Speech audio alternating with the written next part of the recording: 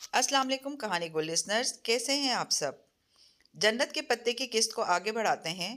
भड़कता हुआ नीला जरतार दुपट्टा हम रंग जूड़े के ऊपर पहने, वो दुपट्टे का पल्लू चेहरे पे जरा सा डाले उसे दांतों से यूं पकड़े हुए था कि दूर से इस पे किसी औरत का गुमान होता था। चेहरे को सफेद पेंट किए, गहरे आई मेकअप, सुर्ख चोंच सी लिपस्टिक और सुनहरे बालों की विग लगाए वो उसकी तरफ चलता आ रहा था। वो उसे एक नजर में ही पहचान गई थी। पिंकी। उसने हरासा निगाहों से गर्दन मोड़कर दूर हॉल की तरफ देखा। अब्बा की उसकी जानिब पुश थी। वो वापस मुड़ी तब तक वो करीब आ चुका था। कैसी हो बाजी जी? वो मुस्कुराया था। तुम तुम यहाँ क्या कर रहे हो? उसने सरासीमगी से इसे देखते अपने पर्स पर गिरफ्त मजबूत कर ली। गोया जरा भी वो आगे बढ़ा तो वो भाग उठेगी। आपसे मिलने आई थी जी, पिंकी कहते हैं मुझे। याद है जी? वो मुस्कुराकर बोला। अच्छी तरह याद है, और भूली तो तुम्हारी माँ और बहन भी नहीं होंगी। अब हटो मेरे रास्ते से। गुस्सा क्यों कर रही हो जी? मैं तो आपको कुछ बताने आई थी। माई फुट, मसला क्या है आपको मेजर अहमद?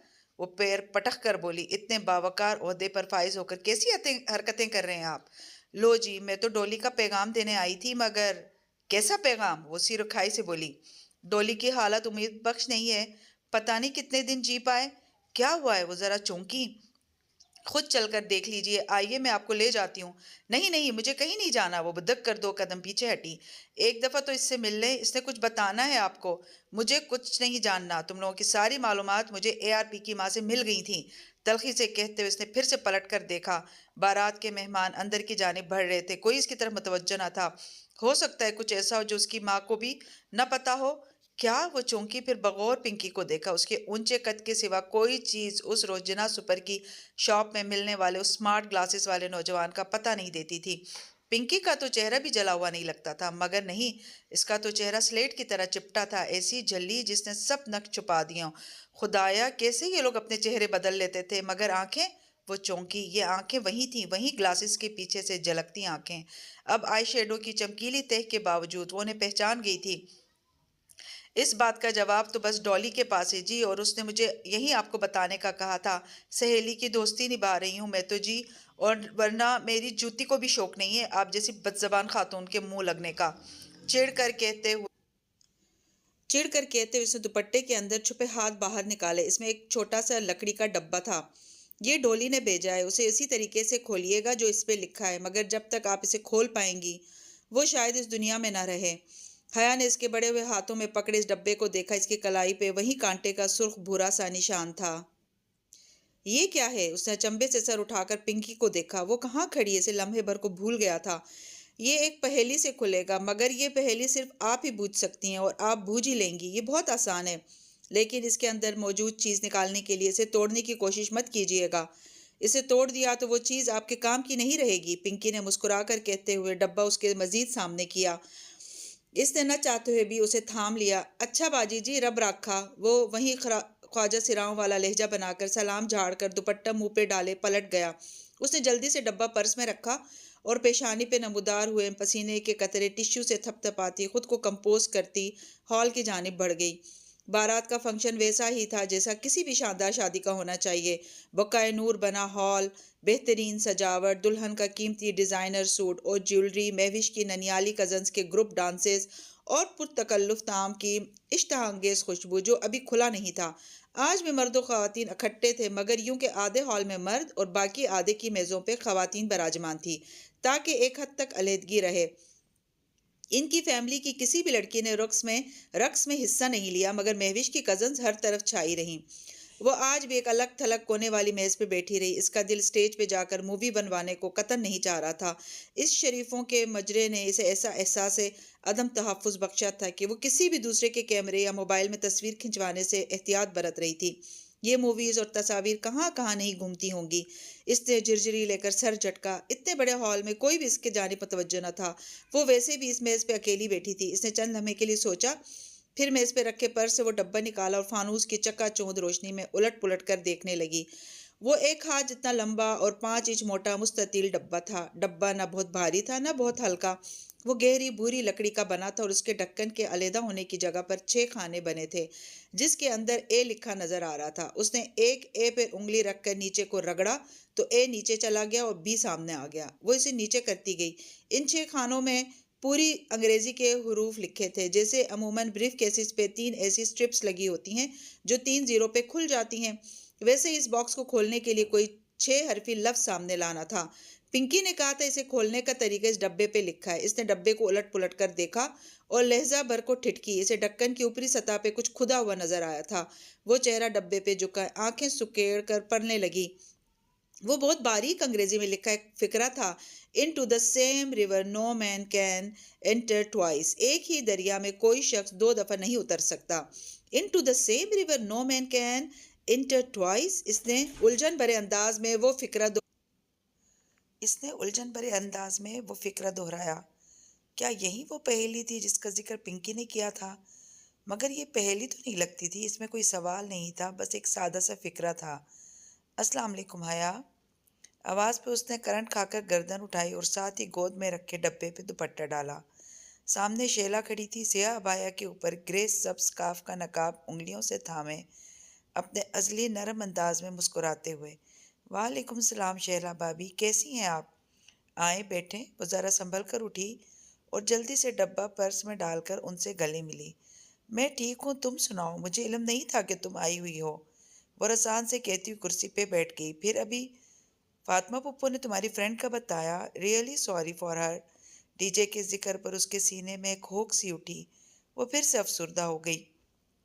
"پتہ نہیں شیلا بھابی، اللہ تعالیٰ کی کیا مرضی تھی، میری ایک ہی دوست تھی ترکی میں اور وہ میری تمام دوستوں سے بڑھ کر ہو گئی تھی۔ بہت دعا کی میں نے اس کے لیے، مگر کوئی دعا قبول نہیں ہوئی۔ نہ چاہتے ہوئے بھی شکوہ لبوں پہ آ گیا۔ اللہ تمہیں صبر دے گا، ہم سب ہیں نا تمہارے ساتھ"۔ شیلا نے اس کا ہاتھ نرمی سے دبایا۔ "سبینہ آنٹی کا بیٹا بھی آیا ہے"۔ "جی وہ ادھر ہے"۔ اس نے نگاہوں کا زاویہ موڑا تو شیلا نے تعقب میں دیکھا۔ اسٹیج کے قریب وہ سلیمان صاحب کے ساتھ کھڑا تھا۔ سیاہ ڈنر سوٹ میں ملبوس اس کی مقناطیسی شخصیت بہت شاندار لگ رہی تھی۔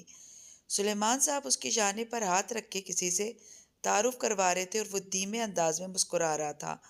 آج وہ اس کے ساتھ اتنے مطمئن اور مسرور لگ رہے تھے، گویا روحیل واپس آ گیا ہو۔ "بہت اچھا ہے ماشاء اللہ"۔ "تھینکس"۔ وہ لمحے بھر کو جھجکی۔ "شیلا بھابی ایک بات کہوں، آپ کی ساس نے آپ کی اتنی خوبصورت پری بنائی تھی، اور آج بھی آپ نے انہی میں سے کوئی سوٹ پہنا ہوگا۔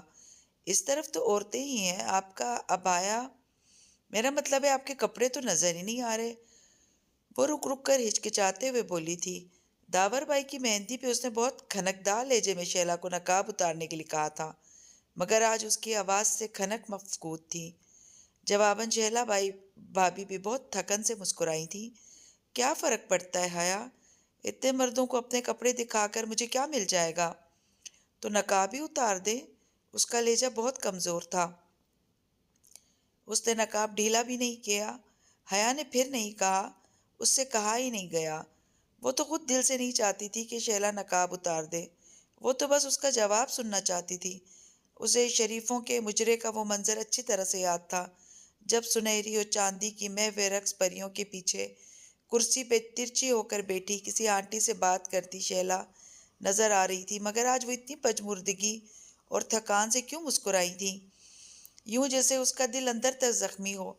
وہ دکھ، وہ تھکن، وہ زخمی نگاہیں، اسے کسی نے پکار لیا اور وہ اٹھ کر چلی گئیں، مگر حیا کی نگاہیں کافی دور تک اس کا تعقب کرتی رہیں۔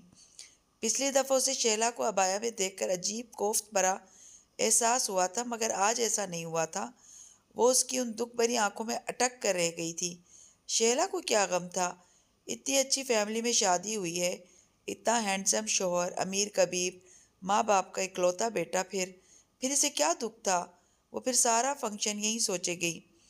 آدھی رات گئے اپنے کمرے میں بیٹھے وہ پھر سے اس ڈبے کو الٹ پلٹ کر دیکھنے لگی، جہاں ڈولی، پنکی، پاشا، احمد، مگر انگریزی میں یہ سارے نام 5 حرفی تھے، چھٹا حرف نہیں ملا تھا۔ وہ بار بار اس سطر کو پڑھے گئی، مگر کوئی حل نظر نہیں آتا تھا۔ مگر وہ کون سا شخص تھا جس کے پاس ایسے ہر محنت طلب مسئلے کا حل ہوتا تھا؟ وہ ڈبہ لیے بھاگ کر باہر آئی، جہاں کچن میں کھڑا کاؤنٹر پہ گلاس رکھے پانی کی بوتل اس میں انڈیل رہا تھا۔ وہ اس کے سامنے آئی اور باکس اس کے ساتھ رکھا۔ "یہ مجھے کسی نے دیا ہے، مجھے اس کا پاسورڈ نہیں معلوم، اسے کھول دو"۔ وہ آواز پر چونکا، پھر بوتل رکھ کر ڈبہ اٹھا لیا۔ "یہ ہے کیا؟" وہ ذرا اچنبھے سے الٹ پلٹ کر دیکھنے لگا۔ جو بھی ہے تم اسے کسی طرح کھول دو۔ کھل جائے گا، نو پرابلم۔ وہ ڈھکن اور ڈبے کی بند دراز پہ انگلی پھیر کر کچھ محسوس کر رہا تھا۔ تم مجھے ایک بڑا چھرا اور ایک ہتھوڑا لا دو۔ اوفو، توڑنا نہیں ہے اسے، بلکہ تم تو رہنے ہی دو۔ اس نے خفگی سے ڈبہ اس کے ہاتھ سے واپس لے لیا۔ کیا ہوا؟ میں کھول تو رہا تھا، 1 منٹ مجھے دیکھنے تو دو۔ میں خود کر لوں گی، تم رہنے دو۔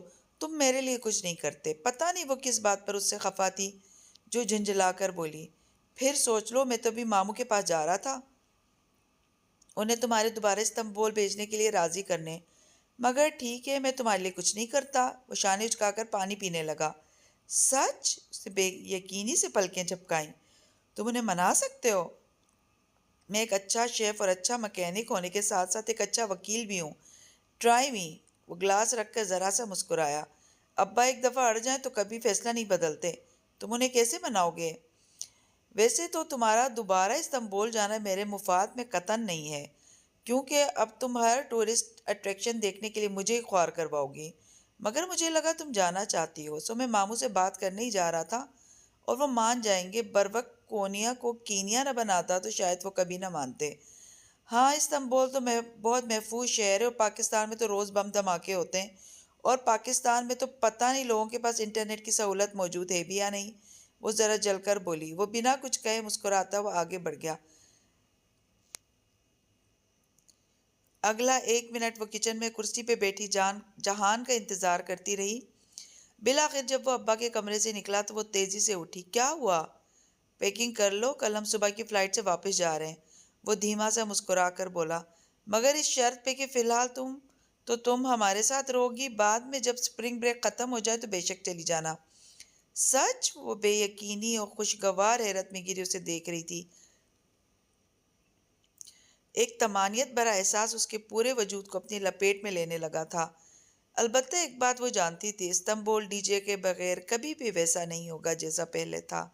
تمہارا دماغ درست ہے؟ ہاشم نے بے یقینی سے اپنی بیوی کو دیکھا، جو بستر کے دوسرے کنارے پر بیٹھی اسے ہی دیکھ رہی تھی۔ ان دونوں کے درمیان حارث آنکھیں مندے سو رہا تھا۔ اس کا دایاں ہاتھ ہاشم کے ہاتھ میں تھا۔ ایسا کیا غلط کہہ دیا ہے میں نے؟ وہ جی بھر کر کوفت کا شکار ہوئی۔ تم پاگل ہو گئی ہو؟ تمہارے حواس جواب دے گئے؟ حیرت کی جگہ اب جھنجھلاہٹ نے لے لی تھی۔ حواس تو تمہارے جواب دے گئے، میں تمہیں ایک سیدھا سادہ سا حل بتا رہی ہوں اس سارے مسئلے کا۔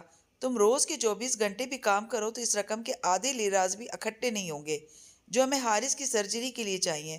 اور ایسے مت دیکھو مجھے۔ آخر میں وہ خفا ہو کر بولی، عبد الرحمن مجھے جان سے مار دے گا، وہ اس کی لڑکی ہے۔ اور عبد الرحمن کو کون بتائے گا؟ وہ تو مہینہ بھر پہلے انڈیا چلا گیا تھا، تم نے خود ہی مجھے بتایا تھا۔ وہ چمک کر بولی۔ نیم روشن کمرے میں سبز بلکہ مدھم روشنی اس کے چہرے کو عجیب سا تاثر دے رہی تھی۔ وہ انڈیا گیا ہے، مر نہیں گیا، جو اسے کبھی پتہ نہیں چلے گا۔ وہ مجھے جان سے مار دے گا سلمہ۔ تو پھر تم اپنی جان سنبھال کر بیٹھے رہو اور حارث کو مرنے کے لیے چھوڑ دو۔ وہ غصے سے کہتی اٹھ کر چادریں تہہ کرنے لگی۔ سلمہ، میں ایسا نہیں کر سکتا، اب کہ وہ تذبذب سے بولا تھا۔ تو تم کیا کر سکتے ہو؟ تم نے کیا کیا حارث کے لیے؟ میرا بیٹا مجھے بہت پیارا ہے۔ اس نے سوتے ہوئے حارث پہ ایک نظر ڈالی۔ مگر وہ بھی تو کسی کی بیٹی ہے، میں بھی تو کسی کی بیٹی تھی۔ مجھے اس دڑبے میں لا کر پل پر مارنے سے پہلے تم نے سوچا؟ وہ چادر کا گولا بنا کر ایک طرف پھینکتی جارحانہ انداز میں اس کی طرف آئی۔ تم مرد ہو کر ڈرتے کیوں ہو؟ تم عبد الرحمن کو نہیں جانتی، میں بس اتنا جانتی ہوں کہ اگر میرا بیٹا مر رہا ہے تو اس کا ذمہ دار عبد الرحمن پاشا ہے۔ اگر وہ تمہیں تمہاری مطلوبہ رقم دے دیتا تو ہم کبھی یہ کرنے کا نہ سوچتے۔ کوئی کمی تو نہیں اس کو پیسے کی، پھر بھی اس نے ہاتھ روک کر رکھا ہوا ہے۔ اب یا تم اس کا خیال کر لو یا اپنے بیٹے کا، فیصلہ تمہارا ہے۔ سلمہ کے نقوش مدھم روشنی میں بگڑے بگڑے دکھائی دے رہے تھے۔ اس وقت یوں تیز تیز بولتی وہ میکبتھ کی چوتھی جادوگرنی لگ رہی تھی۔ ہاشم متذبذب سا اسے دیکھے گیا۔ وہ جو کہہ رہی تھی وہ اتنا مشکل تو نہ تھا، مگر وہ جہان کے ساتھ سیدھی اس کے گھر آئی تھی۔ پھر کھانا کھا کر اس نے اجازت چاہی۔ اس کا سارا سامان سبان جی کے ڈورم میں رکھا تھا، اور جس افراتفری میں وہ گئی تھی سوائے چند چیزوں کے کچھ بھی نہیں اٹھایا تھا۔ پھپھو نے اصرار کیا کہ وہ سپرنگ بریک ختم ہونے تک ان کے پاس رک جائے، مگر وہ کل آنے کا وعدہ کر کے اٹھ کھڑی ہوئی۔ میں تو پھر کہوں گی کہ رک جاؤ۔ پھپھو ذرا خفا تھی۔ پھپھو میں کل آؤں گی نا، پرومس، اب چلتی ہوں۔ ٹھیک ہے مگر کل ضرور آنا۔ جہاں ٹشو سے ہاتھ صاف کرتے ہوئے ڈائننگ ٹیبل سے اٹھا۔ اس کی آنکھیں اور ناک گلابی پڑ چکے تھے۔ سرد و گرم علاقوں کے مابین سفر کا موسمی اثر تھا کہ استنبول پہنچتے پہنچتے اس کا فلو بخار میں بدل گیا تھا۔ آؤ میں تمہیں چھوڑ دیتا ہوں۔ صرف ٹاکسم تک چھوڑنا، آگے سے میں گورسل پکڑ لوں گی۔ میں سوانجی تک چھوڑ دوں گا، نو پرابلم، وہ چابی پکڑے جیکٹ پہنتے ہوئے بولا۔ نہیں، اس بخار میں تم سے 45 منٹ کی ڈرائیونگ کروائی تو 45 دن تک تم جتاتے رہو گے۔ ویسے بھی مجھ پر تمہارے احسان بہت جمع ہو گئے، اتنے سارے کیسے اتاروں گی؟ وہ اس کے سامنے سینے پہ بازو لپیٹے کھڑی مسکراتے ہوئے کہہ رہی تھی۔ اتارنے کے لیے کس نے کہا ہے؟ وہ ذرا سا مسکرا کر دروازے کی جانب بڑھ گیا۔ وہ اس کی پشت کو دیکھے گئی۔ وقت گزرنے کے ساتھ ساتھ جہان کا رویہ اس کے ساتھ نرم پڑتا جا رہا تھا۔ پاکستان میں پہلے 2 دن تو وہ لا تعلق رہا، شاید اس لیے کہ دونوں کو ٹھیک سے بات کرنے کا موقع ہی نہیں ملا تھا، مگر پھر اس نے خود وہی کچھ محسوس کیا تھا۔ تبھی وہ خود آگے بڑھا اور ان کے درمیان کھڑی سرد دیوار ڈھا دی۔ لیکن کیا اس کے لیے وہ محسوس کرتا تھا جو وہ اس کے لیے کرتی تھی؟ کیا اسے ان کا وہ بھولا بسرا رشتہ یاد تھا جس کے متعلق اس گھر میں کوئی بات نہیں کرتا تھا؟ ابھی کچھ دن وہ اس کے گھر رہے گی تو ان سارے سوالوں کے جواب جاننے کی ضرور کوشش کرے گی۔ اس نے تہیہ کر لیا تھا۔ ٹاکسم اسکوائر کا مجسمہ آزادی اسی طرح تھا جسے وہ چھوڑ کر گئی تھی۔ مجسمے کے گرد گول چکر میں اگی گھاس پہ سرخ، سفید اور زرد ٹیولپس کھلے تھے۔ ہر جگہ سالانہ ٹیولپ فیسٹیول کے پوسٹرز بھی لگے تھے جو ہر سال کی طرح اس موسم بہار میں بھی استنبول میں منعقد ہونا تھا۔ ٹیولپ کا پھول استنبول کا سمبل تھا، مگر ان کی دل فریب مہک میں ڈوبا ٹاکسم اسکوائر حیا کو خزاں آلود لگا تھا۔ وہ بہار اب وہاں نہیں تھی، جیسے ڈی جے نہیں تھی۔ تم جا رہی ہو؟ حالانکہ میں چاہتا تو تم کچھ دن ہمارے گھر رہو۔ گاڑی روکتے ہوئے جہان نے چہرہ اس کی طرف موڑے سنجیدگی سے کہا۔ میں کل آ جاؤں گی، مگر کل تک میں سبانجی، اپنا ڈورم بلاک، جھیل اور ہر جگہ جہاں میں اور ڈی جے اکٹھے گئے تھے ایک دفعہ پھر دیکھنا چاہتی ہوں۔ اکیلے، بالکل اکیلے۔ میں ان بیتے لمحوں میں پھر سے جینا چاہتی ہوں۔ مت کرو، تمہیں تکلیف ہوگی۔ بہت تکلیف سہی، اب اس سے زیادہ تکلیف مجھے نہیں مل سکتی، اس نے بھیگی آنکھ کا کونا انگلی کی نوک سے صاف کرتے ہوئے کہا تھا۔ اوکے، اس نے سمجھ کر سر ہلا دیا۔ اس کے چہرے پہ ابھی تک نقاہت تھی، وہ واقعی بیمار لگ رہا تھا۔ جہان چلا گیا اور وہ مجسمہ آزادی کے گرد اگی گھاس کے قریب جا کھڑی ہوئی۔ وہ گھاس کا گول قطع اراضی دراصل یوں تھا جیسے کوئی چپٹا رکھا گول سا سبز پھول جس کی سبز پتیاں بنی ہوں اور پتی کے درمیان ایک سیدھی روش تھی جو مجسمے تک لے جاتی تھی۔ ٹاکسم کے ہر پھول، ہر پتھر اور ہر بادل پہ جیسے یادیں رقم تھیں۔ وہ اس کا اور ڈی جے کا زیرو پوائنٹ تھا، مین سٹاپ۔ تقریباً ہر دوسرے دن وہ ادھر آتی تھی۔ گورسل انہیں یہیں جو اتارا کرتی تھی۔ یہاں سے آگے وہ عموماً میٹرو ٹرین پکڑ لیا کرتی تھی۔ اس اسکوائر کا چپا چپا انہیں یاد تھا اور ڈی جے کے بغیر سب کچھ ادھورا تھا۔ اور اس طرف استقلال سٹریٹ تھی، وہاں سے کی گئی ان کی ڈھیروں شاپنگ جو رائے گاں چلی گئی۔ استقلال سٹریٹ آج بھی وہی تھی، بہت طویل، نہ ختم ہونے والی، مگر زندگی ختم ہو گئی تھی۔ گورسل کی کھڑکی کے شیشے کے پار وہ باسفورس کا عظیم الشان سمندر دیکھ رہی تھی۔ وہاں سے ایک فیری گزر رہا تھا۔ اسے یاد تھا جب پہلی دفعہ ان دونوں نے اسی جگہ پل پار کرتے ہوئے نیچے فیری تیرتا دیکھا تھا تو وہ تو خوشی اور جوش سے پاگل ہی ہو گئی تھی۔ وہ کبھی فیری جہاز میں نہیں بیٹھی تھی اور صرف اسے دیکھ کر ہی وہ پرجوش ہو گئی تھی۔ پھر فیری وہیں رہ گیا اور زندگی ختم ہو گئی۔ دوپہر کی ٹھنڈی ٹھنڈی دھوپ سبانجی کے در و دیوار پر پھیلی تھی۔ ڈورم بلاکس تقریباً ویران پڑے تھے۔ سپرنگ بریک ابھی ختم نہیں ہوئی تھی اور سٹوڈنٹس اپنے اپنے ٹورز پہ تھے۔ اسے کسی کو اطلاع دینے کا ہوش نہیں تھا، مگر پاکستان روانگی والے دن جانے حالے کو کس نے بتایا، اور پھر سب کے فون آنے لگے تھے۔ متسم، حسین، ٹالی، لطیف، انجم باجی، سب اسے برابر فون کر رہے تھے، مگر وہ سب یقیناً ابھی واپس نہیں آئے تھے۔ وہ اپنے ڈورم بلاک کا گول چکر کھاتی سیڑھیاں چڑھنے لگی۔ جب وہ سبانجی آئی تھی تو ان سیڑھیوں پہ برف جمی ہوئی تھی۔ اب وہ برف باہر لے گئی تھی۔ اس نے گردن اوپر اٹھا کر بالکنی کے بلب کو دیکھا، پھر اداسی سے مسکرا دی۔ کتنا ڈر گئے تھے وہ اپنے پہلے دن جب یہ بلب خود بخود جل گیا تھا کہ پتہ نہیں یہاں کون سے جن بوت ہیں۔ نکلے ہم وہیں پاکستان کے پینڈو۔ حالانکہ یہ بتانے پر کہ یہ ٹیکنالوجی کا کرشمہ ہے، ڈی جے اس کے جانے کے بعد کتنی دیر افسوس کرتی رہی تھی۔ اس نے ڈورم کا لاک کھولا۔ کمرہ سنسان پڑا تھا، صاف ستھرے بنے ہوئے بستر، میز پہ ترتیب سے رکھی چیزیں۔ ڈی جے کے بنک کی میز البتہ خالی تھی۔ اس کی ساری چیزیں حیا نے اس کے بھائی کو پیک کر کے دی تھی۔ وہ کھڑکی میں آ کھڑی ہوئی سلائڈ کھولی۔ گڈ گڈ ماں، اس نے کہنا چاہا مگر آواز گلے میں اٹک گئی۔ آنسوؤں نے اس کا گلا بند کر دیا تھا۔ دور کہیں کسی بلاک سے ڈی جے کو جواب دینے والے لڑکے نے اتنے دن غیر حاضری پہ کچھ تو سوچا ہوگا، مگر شاید وہ خود بھی سپرنگ بریک پہ ہو۔ اب وہ آئے گا تو اسے کوئی آواز نہیں آئے گی۔ اسے کیا معلوم کہ اب ساری آوازیں ختم ہو گئیں۔ گڈ مارننگ ڈی جے، اس نے کھڑکی میں کھڑے بیگی بے حد مدھم آواز سے ڈی جے کو پکارا۔ آنسو اس کی پلکوں سے ٹوٹ کر چہرے پر لڑک رہے تھے۔ جواب نہیں آیا تھا، اب جواب کبھی نہیں آنا تھا۔ وہ پلٹ کر اپنے بنک کی طرف آئی اور شانے سے پرس اتار کر اپنی میز پر رکھا۔ پھر زپ کھول کر اندر سے لکڑی کا وہ چھوٹا سا ڈبہ نکالا۔ اس کا جواب بھی اسے ڈھونڈنا تھا۔ اوہ حیا، تم کب آئیں؟ آواز پہ وہ چونک کر پلٹی۔ کھلے دروازے میں معتصم کھڑا تھا اور راہداری سے گزرتے اسے دیکھ کر حیرت سے روکا تھا۔ آج ہی آئی ہوں، تم سب واپس آ گئے؟ اسے یک گنا گو اطمینان کا احساس ہوا۔ وہ ڈبہ ہاتھ میں لی اس کی طرف آ گئی۔ نہیں، وہ سب تو ابھی کونیا میں ہیں، مجھے ذرا کام تھا، اس کے لیے آیا تھا۔ وہ دانستہ لمحہ بھر کو رکا۔ مجھے ابھی تک یقین نہیں آ رہا کہ خدیجہ اتنا اچانک کیسے ہوا۔ اللہ کی مرضی تھی معتصم، ڈاکٹر کہہ رہا تھا کہ بیری اینوریزم پھٹے تو ایسا ہی ہوتا ہے، اچانک سے انسان کولیپس کرتا ہے اور اچانک مر جاتا ہے۔ بہت کم لوگوں کو چند روز قبل درد شروع ہوتا ہے۔ ڈی جے کو بھی ہوا تھا مگر اس نے میگرین سمجھ کر نظر انداز کیے رکھا اور پھر سب ختم ہو گیا۔ دوستوں کو کھونا بہت تکلیف دہ ہوتا ہے، میں سمجھ سکتا ہوں۔ وہ دونوں اسی طرح چوکھٹ پہ کھڑے تھے۔ میں تو تب سے یہی سوچ رہی ہوں معتصم کہ زندگی اتنی غیر یقینی چیز ہے۔ ایک لمحے پہلے وہ میرے ساتھ تھی اور اگلے لمحے وہ نہیں تھی۔ موم بتی کے شعلے کی طرح بے ثبات زندگی جو ذرا سی پھونک سے بجھ جائے، لمحے بھر کا کھیل۔ یہی اللہ تعالیٰ کا ڈیزائن ہے حیا، اور ہمیں اسے قبول کرنا پڑے گا۔ یہ کیا کوئی پزل باکس ہے؟ وہ اس کے ہاتھ میں پکڑے ڈبے کو دیکھ کر ذرا سا چونکا۔ اس نے ناسمجھی سے ڈبہ اس کی طرف بڑھایا۔ چائنیز پزل باکس، تم نے یہ کہاں سے لیا؟ وہ ڈبہ کو الٹ پلٹ کر دیکھنے لگا۔ کسی نے دیا ہے مگر میں اسے کھول نہیں پا رہی، کیا تم اسے کھول سکتے ہو؟ اس نے پرامید نگاہوں سے معتصم کو دیکھا۔ میں اسے دیکھتا ہوں، ٹھہرو۔ اس کا اوپر نیچے سے جائزہ لے رہا تھا۔ یہ قدیم چائنیز پزل باکس کی طرز پر بنایا گیا ہے۔ اس کے اوپر عموماً کوئی پزل بنا ہوتا ہے جس کو سالو کرنے سے یہ کھلتا ہے، یا پھر کوئی 5 حرفی الفاظ لگانے سے 1 منٹ۔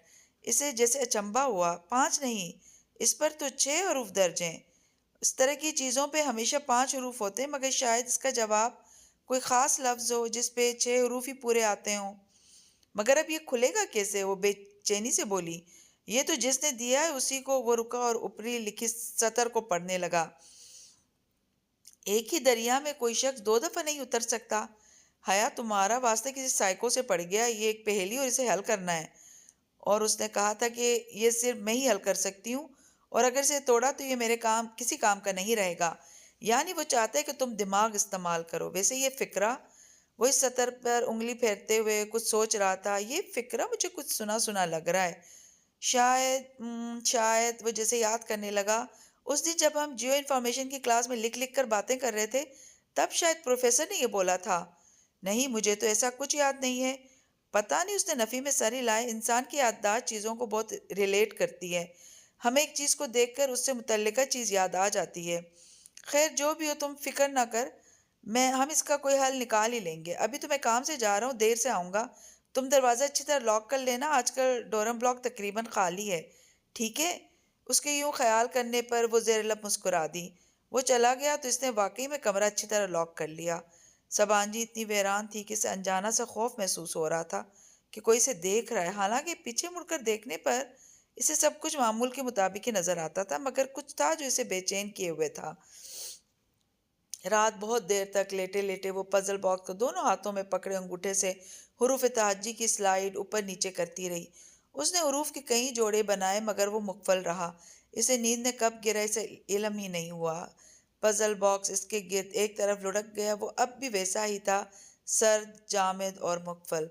صبح وہ دیر سے اٹھی، ناشتہ کر کے رات والے شکن آلو لباس پر ڈھیلا سا سویٹر پہنے بالوں کو جوڑے میں باندھتی وہ نیچے آ گئی۔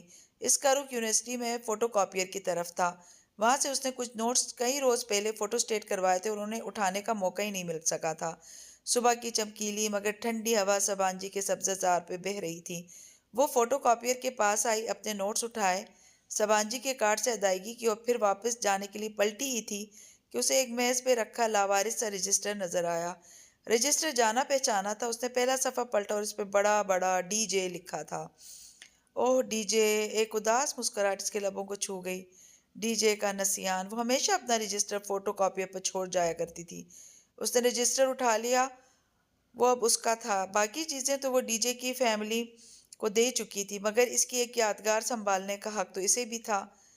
وہ باہر آ گئی اور گھاس پر بیٹھ کر ڈی جے کے رجسٹر کے صفحے پلٹنے لگی۔ وہ اس کا رف رجسٹر تھا جسے وہ زیادہ تر لکھ لکھ کر باتیں کرنے کے لیے استعمال کرتی تھی، اور ایسی باتیں عموماً وہ آخری صفحے پہ ہی کیا کرتی تھی۔ اس نے آخری صفحہ پلٹا تو دھیرے سے مسکرا دی۔ اس روز جیو انفارمیشن کی کلاس میں ہند کی اور فلسطینیوں کی اسپرنگ بریک کی پلاننگ اس پہ لکھی تھی۔ وہ بہت محبت سے ڈی جے کے لکھے الفاظ پہ انگلی پھیرتی انہیں پڑھ رہی تھی جب ایک دم رک گئی۔ رجسٹر کے اس آخری صفحے کے اوپر بڑا بڑا کر کے ڈی جے کی لکھائی میں لکھا تھا: "Into the same river no man can enter twice. ہیراکلیٹس 535 475 BC"۔ ایک ہی دریا میں کوئی شخص دو دفعہ نہیں اتر سکتا۔ ہیراکلیٹس! وہ بالکل شل سی سانس روکے تحیر سے اس سطر کو دیکھ رہی تھی۔ کیا یہ پزل باکس اسے ڈی جے نے بھیجا تھا؟ جب تک آپ اسے کھول پائیں گی شاید وہ اس دنیا میں نہ رہے۔ وہ ایک دم رجسٹر لیے اٹھ کر ڈورم کی طرف بھاگی۔ اسے معتصم کو ڈھونڈنا تھا۔ ہیراکلیٹس! یونانی فلسفی! یاد آ گیا۔ معتصم نے وہ سطر پڑھتے بے اختیار ماتھے کو چھوا۔ یہ ہیراکلیٹس کا ایک قول ہے جسے تم نے اس کے دوسرے اقوال سنے ہوں گے، مثلاً وہ یاد کر کے بتانے لگا: کتے اسی پہ بھونکتے ہیں جسے وہ نہیں جانتے ہوتے، یا انسان کا کردار اس کی تقدیر ہوتا ہے۔ وہ انگریزی کے مشہور اقوال بتا رہا تھا۔ ہاں بالکل، حیا نے اس بات میں سر ہلا دیا۔ اس نے ان میں سے کوئی بھی قول نہیں سن رکھا تھا۔ تو ثابت ہوا کہ ہم اس پزل کے ٹھیک راستے پر چل نکلے۔ وہ اس راستے پر اس شخص نے یقیناً بریڈ کرمز گرائے ہوں گے۔ اب ہمیں ایک ایک کر کے ہنسل اور گریٹل کے ان بریڈ کرمز کو چننا ہے۔ دور بیٹھی لائبریرین نے کتاب سے سر اٹھا کر اینک کے پیچھے سے ان کو ناگواری سے ٹوکا۔ وہ دونوں اس وقت لائبریری میں آمنے سامنے بیٹھے تھے۔ Sorry ma'am! حیا نے گردن موڑ کر ایک معذرت خواہ مسکراہٹ ان کی طرف اچھالی اور واپس پلٹی۔ اچھا اب کیا کرنا ہے؟ وہ دھیمی سرگوشی میں پوچھ رہی تھی۔ اگر اس نے ہیراکلیٹس کا ایک قول ڈبے کے اوپر لکھا ہے تو یقیناً اس کے کوڈ ورڈ کا تعلق اسی قول سے ہوگا، یا پھر شاید ہیراکلیٹس کی ذات سے۔ ٹھہرو، میں 1 منٹ میں آیا۔ وہ اٹھا اور چند لمحے بعد جب وہ واپس آیا تو اس نے دونوں ہاتھوں میں موٹی موٹی کتابیں اوپر نیچے پکڑ رکھی تھیں۔ یہ رہا ہیراکلیٹس کا اعمال نامہ۔ اس نے دب کی آواز کے ساتھ کتابیں میز پر رکھی۔ لائبریرین نے چہرہ اٹھا کر اسے تلملا کر دیکھا۔ سوری! وہ دونوں ہاتھ اٹھا کر کہتا واپس کرسی پر بیٹھا۔ میں لاء کی اسٹوڈنٹ ہو کر فلسفی کی اتنا موٹی موٹی کتابیں پڑھوں؟ یہ مجھ سے نہیں ہوگا۔ میں ہیراکلیٹس کو گوگل کر لیتی ہوں۔ لیپ ٹاپ ادھر دکھاؤ۔ اس نے ساتھ رکھے معتصم کے لیپ ٹاپ کا رخ اپنی طرف گھمایا اور کی پیڈ پر انگلیاں رکھیں۔ اف! جب اتنے ڈھیر سارے نتیجے کھلے تو بیزار سی ہو گئی۔ اسے جلدی سے کوئی جواب چاہیے تھا اور بس جلدی سے وہ باکس کھولنا تھا۔ اتنے لمبے لمبے ڈاکومنٹس کو پڑھنے کا حوصلہ اس میں نہیں تھا۔ ادھر لاؤ میں پڑھ کر تمہیں مین پوائنٹس بتاتا ہوں۔ اس کی کوف دیکھ کر معتصم نے لیپ ٹاپ اپنی طرف گھمایا اور پھر اسکرین پہ نگاہیں دوڑاتے پڑھنے لگا۔ اچھا، ہیراکلیٹس کا تعلق ایشیا مائنر سے تھا۔ خاصا بدمزاج فلاسفر تھا۔ اپنے علاقے میں چیف پریسٹ بھی رہا اور کافی خاندانی بھی تھا۔ بڑے بڑے فلسفیوں کو خاصی حقارت سے دیکھتا تھا۔ اس کے خیال میں ہیومر کو بھرے چوک میں لے جا کر درے مارنے چاہیے، اور ہیسوئڈ اتنا جاہل ہے کہ اسے دن رات کا فرق نہیں پتا۔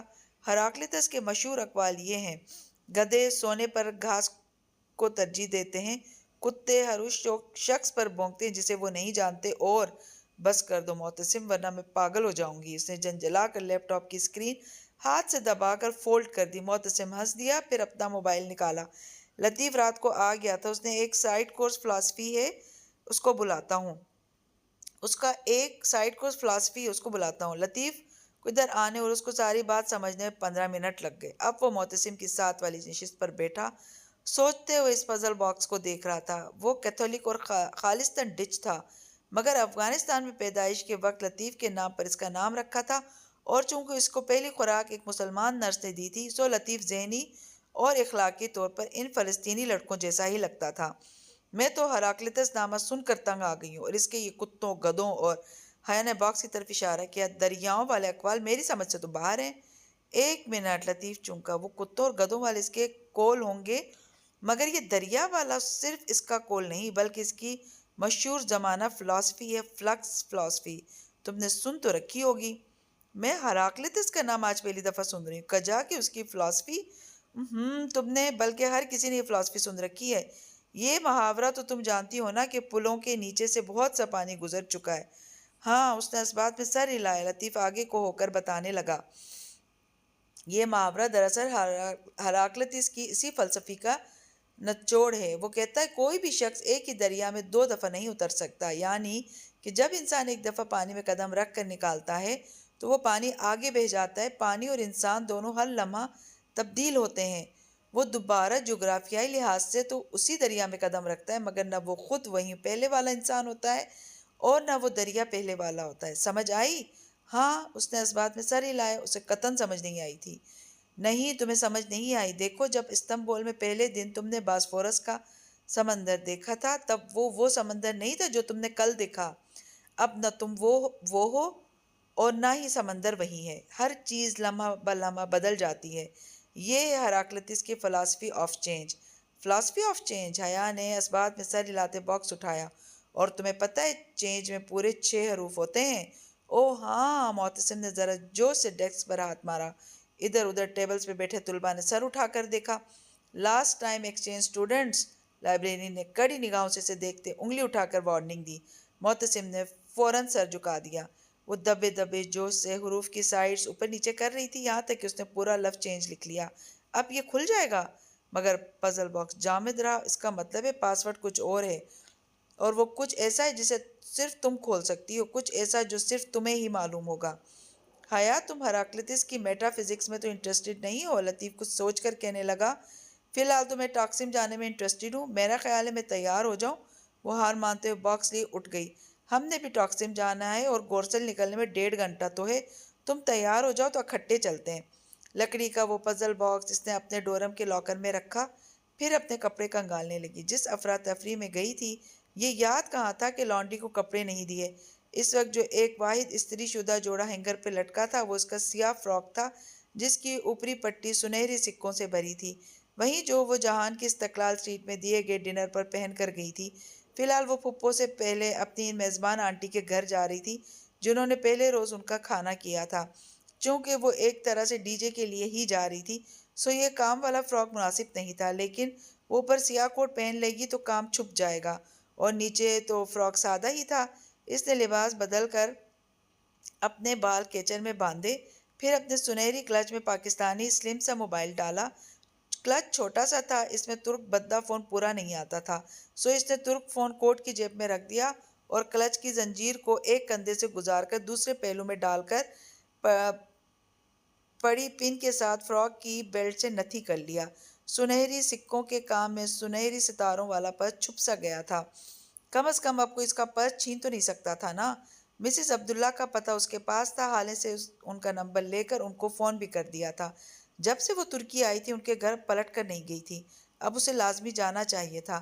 گورسل میں وہ درمیانی راستے والی نشست پر بیٹھی تھی۔ راستے کی اس طرف معتصم اور اس کے ساتھ لطیف بیٹھا تھا۔ حیا کے بائیں جانب کھڑکی کے ساتھ والی نشست پہ ایک ترک لڑکی بیٹھی تھی۔ تمہارا فلوٹیلا فلسطین کب پہنچے گا معتصم؟ وہ سیاہ کوٹ کی جیبوں میں ہاتھ ڈالے اس کی طرف گردن موڑ کر اس سے مخاطب ہوئی۔ جون میں پہنچ جائے گا۔ اسرائیلی اسے داخل تو ہونے دیں گے نا؟ امید تو ہے، کیونکہ فلوٹیلا ترکی کا ہے اور اس میں بہت سے ممالک کے وفد بھی ہیں، جواب لطیف نے دیا تھا۔ اور اگر اسرائیلیوں نے ایسا نہ ہونے دیا تو آخر بنی اسرائیل سے کسی بھی چیز کی توقع کی جا سکتی ہے۔ تو پھر یہ یاد رکھنا کہ جتنے بنی اسرائیل وہ ہیں اتنے ہم بھی ہیں۔ وہ سامنے دیکھو، وہ اسرائیلی ایمبیسی ہے۔ معتصم کے اشارے پر ان دونوں نے گردنیں اونچی کر کے ونڈ سکرین کے پار دیکھا جہاں ایک جھنڈے والی عمارت دکھائی دے رہی تھی۔ اگر فلوٹیلا غزہ نہ پہنچا تو میں وعدہ کرتا ہوں کہ یہ ایمبیسی دوبارہ استنبول میں نظر نہیں آئے گی۔ میں تمہارے ساتھ ہوں۔ لطیف نے اس کے شانے پر ہاتھ رکھا۔ می ٹو، حیا نے فوراً کہا۔ می تھی، پاس بیٹھی ترک لڑکی نے فوراً انگلی اوپر کی۔ وہ بے اختیار ہنس دی۔ ویسے معتصم، ٹالی کو اغوا کرنا زیادہ مناسب رہے گا، نہیں؟ لطیف کی بات پر سب ہنس پڑے تھے۔ اسے یاد تھا ڈی جے کو ان کی ٹالی سے دوستی کتنی بری لگتی تھی۔ ٹاکسیم اسکوائر پر مغرب اتر رہی تھی اور ہر طرف اندھیرا سا چھا رہا تھا۔ اسکوائر کی بتیاں ایک ایک کر کے جلنے لگی تھی۔ تم نے جدھر جانا ہے ہم تمہیں چھوڑ دیتے ہیں، اکیلی مت جاؤ۔ وہ دونوں بس سے اتر کر اس کے لیے رکے کھڑے تھے۔ ترکوں کے ساتھ رہ کر تم بھی ترک بن گئے ہو؟ ان پرخلوص ترکوں سے راستہ پوچھو تو منزل تک پہنچا کر آتے ہیں۔ مادام آپ کو پتہ ہونا چاہیے کہ ان پرخلوص ترکوں کے اس ملک میں ہر سال تقریباً 500 لڑکیاں اغوا کر کے آگے بیچ دی جاتی ہیں اور یہ ترکی کا سب سے منافع بخش کاروبار ہے۔ اچھا اب ڈراؤ تو مت، مجھے تھوڑی دوری جانا ہے۔ وہ تینوں سڑک کے کنارے ساتھ ساتھ ہی چلنے لگے تھے۔ تم اپنی آنٹی کے گھر جا رہی ہو؟ ہاں، مجھے ابھی اپنی ہوسٹ آنٹی کے گھر بھی جانا ہے۔ کچھ دن بعد جب میں واپس آؤں گی تو اس پزل باکس کا حل ڈھونڈ لیں گے۔ وہ تینوں باتیں کرتے ہوئے ٹھنڈی ہوا میں ساتھ چل رہے تھے۔ مجسمہ آزادی ان کے پیچھے رہ گیا تھا۔ لاؤنج میں سوگواریت سی چھائی تھی۔ مسز عبداللہ اور ان کی سرخ بالوں والی بیٹی مہر مغموم سی سامنے صوفے پر بیٹھی تھی۔ حیا کے صوفے سے ذرا دور کارپٹ پر مہر کی بیٹی عروہ کشن کا سہارا لیے نیم دراز ریموٹ پکڑے ٹی وی پر کارٹون دیکھ رہی تھی۔ آپ کو پتہ ہے ہم دونوں ہر ہفتے آپ کی طرف چکر لگانے کا پلان بناتے تھے، مگر ہر دفعہ کچھ نہ کچھ روک لیتا، اور اب اس نے تعصب سے سر جھٹکا۔ تم مجھے اسی روز بتا دیتی تو کم از کم میں اسے دیکھ ہی لیتی، پھر کلیئرنس میں تمہاری مدد کروا دیتی۔ تم کتنی پریشان رہی ہوگی۔ مجھے تو اپنی آنٹی کو بتانے کا بھی ہوش نہیں تھا۔ ایسا اچانک دھچکا لگا کہ اس نے فکرہ ادھورا چھوڑا اور سر جھکا کر انگلی کی اوپر سے آنکھ کا کنارہ پہنچا۔ مہر نے بہت فکر مندی سے اس کی طرف دیکھا۔ تم بہت کمزور ہو گئی ہو پہلے سے حیا، اور تمہاری رنگت بھی کملا گئی ہے۔ یہ بس بخار ہو گیا تھا اور پھر سفر کی تھکان۔ وہ اداسی سے مسکرائی۔ وہ واقعی بہت پژمردہ اور تھکی تھکی سی لگ رہی تھی۔ میں ذرا کھانے کا کچھ کر لوں؟ مسز عبداللہ اٹھی تو بے اختیار کے اٹھی۔ کھانا پھپھو کی طرف ہے، میں بس چائے پیوں گی۔ پھر مجھے صرف 10 منٹ دو، وہ جلد سے کہتی کچن کی طرف بڑھ گئی۔ مہر بھی ان کے پیچھے جانے کے لیے اٹھی، پھر عروہ کو دیکھا۔ عروہ، تم حیا کو کمپنی دو، اور فار گاڈ سیک عروہ، جب کوئی مہمان آتا ہے تو ٹی وی نہیں دیکھتے۔ اس نے جاتے جاتے بچی کو خفگی سے گھورا۔ عروہ گڑبڑا کر سیدھی ہوئی اور مڑ کر حیا کو دیکھا، پھر سادگی سے مسکرا دی۔ سوری، کوئی بات نہیں، تم بے شک کارٹون دیکھ لو، میں بور نہیں ہوں گی۔ ویسے کون سا کارٹون ہے یہ؟ اسے کارٹون ذرا شناسا سا لگا تو آنکھیں سکیڑ کر اسکرین کو دیکھنے لگی۔ کیپٹن پلانٹ، آپ نے دیکھے ہیں کبھی؟ عروہ دبے دبے جوش سے بتاتی سیدھی ہو کر بیٹھ گئی۔ ارے کیپٹن پلانٹ ہے میرے فیورٹ، وہ ایک دم خوشی سے کہتی صوفے کی نشست پر آگے کو ہوئی۔ مجھے یہ بہت پسند ہے، اور لنڈا تو بہت زیادہ۔ عروہ، میری تو جان تھی کیپٹن پلانٹ میں میں بچپن سے ہی ان کی بہت جنونی فین رہی ہوں۔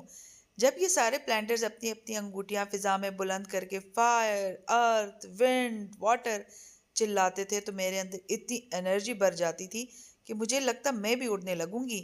وہ چھوٹے بچوں سے کبھی بھی اتنی بے تکلف نہیں ہو پاتی تھی، مگر یہاں معاملہ کیپٹن پلانٹ کا تھا۔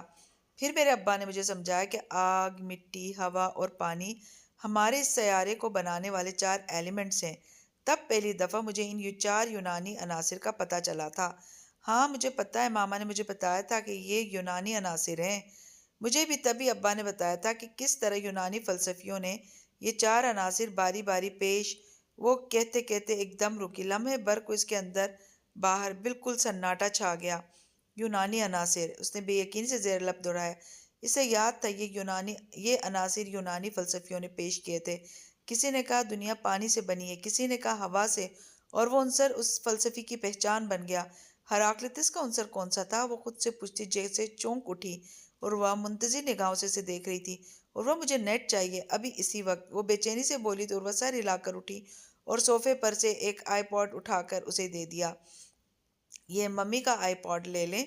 تھینکس۔ اس نے آئی پوڈ پکڑ کر اس کا گال تھپ تھپایا اور جلدی جلدی گوگل کھولنے لگی۔ تقریباً آدھا گھنٹے بعد جب وہ ان سب کو خدا حافظ کر کے باہر آئی تو سڑک کے کنارے چلتے اس نے کوٹ سے اپنا ترک فون نکالا اور تیزی سے معتصم کا نمبر ڈائل کرنے لگی۔ حیا، خیریت؟ وہ فون اٹھاتی ذرا فکر مندی سے بولا تھا۔ معتصم، تمہیں پتہ ہے یونانی فلسفیوں نے زمین کی تحقیق کی وضاحت کرنے کے لیے کچھ عناصر پیش کیے تھے کہ زمین ان سے مل کر بنی ہے۔ چند لمحے کی خاموشی کے بعد وہ آہستہ سے بولا، حیا میرے خیال سے تم ذرا تھک گئی ہو، تھوڑا سا ریسٹ کر لو، اس کے بعد تم نارمل ہو جاؤ گی۔ معتصم، اس نے جھنجھلا کر زور سے کہا، میں سنجیدہ ہوں، میری بات سنو۔ ہم خواہ اس نیم پاگل آدمی کی سوانح عمری پڑھ رہے تھے، ہمیں اس کی فلسفی چاہیے تھی۔ اس دور کے ہر فلسفی نے اپنا ایک عنصر پیش کیا تھا اور اس کے خیال میں زمین کی ہر چیز اس عنصر سے بنی تھی۔ کسی نے کہا وہ پانی ہے، کسی نے کہا ہوا، اور یوں ان چاروں بلکہ پانچوں عناصر کی فہرست مرتب ہوئی تھی۔ ہراکلیتس کا عنصر آگ تھا اور یہی اس کی پہچان تھی۔ فائر، ہاں فائر، ہراکلیتس کی دائمی آگ۔ اس نے آگ کی بنیاد پر اپنی فلاسفی آف چینج پیش کی تھی۔ معتصم انسان ایک دریا میں 2 دفعہ کیوں نہیں اتر سکتا؟ کیونکہ انسان اور دریا دونوں ہراکلیتس کے خیال میں آگ سے بنے تھے، اور دنیا میں سب سے زیادہ تبدیل ہونے والی چیز آگ ہے، جو ہر لمحہ بدلتی ہے اور جو چیز ہر چیز کو بدل دیتی ہے۔ اس پزل باکس پہ لکھی بات ایک ہی لفظ کی طرف اشارہ کر رہی ہے، جو ہے فائر۔ وہ کالونی کے سرے پر کھڑے ہو کر فون پہ کہہ رہی تھی۔ رات بڑھ رہی تھی اور اسٹریٹ پولز جل اٹھے تھے۔ مگر حیا، فائر میں تو 4 حروف ہوتے ہیں، یہ کوڈ کیسے ہو سکتا ہے؟ یہ کوڈ ہے بھی نہیں، اس کا مطلب ہے آگ، اصلی والی آگ، ٹالی کا لائٹر، اسلائیڈی آگ، یاد ہے تمہیں؟ او مائیں، اسے ایک لمحہ لگا تھا سمجھنے میں۔ تمہارا مطلب ہے کہ اس نے آگ کی طرف اشارہ کیا ہے، کیونکہ اس خط کی طرح اس باکس پر بھی کچھ لکھا ہوگا جو صرف آنچ دکھانے سے ظاہر ہوگا۔ اس نے مسکرا کر کہتے ہوئے اس کی بات مکمل کی۔ حیرت ہے، یہ خیال مجھے کیوں نہیں آیا؟ کیونکہ تم کافی تھک گئے ہو، ذرا آرام کر لو پھر تم نارمل ہو جاؤ گے۔ وہ جواباً ہنس دیا تھا۔ چلو پھر تم رات کو واپس آؤ گی تو اس باکس کو کھولیں گے۔ نہیں، میں آج رات واپس نہیں آؤں گی، میں آنٹی کی طرف رکوں گی۔ تمہاری اپنی آنٹی یا پھر وہ ہوسٹ آنٹی؟ میں فکرہ اس کے منہ میں رہ گیا۔ کسی نے اس کے کان پہ لگا فون زور سے کھینچا تھا۔ اسے مڑنے یا چیخنے کا موقع بھی نہیں مل سکا۔ کسی نے اس کے منہ پر ہاتھ رکھا اور کوئی سوئی کی نوک تھی جو اس کی گردن کے آر پار کہیں کھبی تھی۔ لمحے بھر کا عمل تھا، اس کی آنکھوں کے آگے اندھیرے بادل چھانے لگے۔ دل و دماغ کے سن ہونے سے قبل جو آخری بات اس نے سوچی تھی وہ یہ تھی کہ کوئی اسے پیچھے کی طرف گھسیٹ رہا تھا اور پھر ہر طرف اندھیرا تھا۔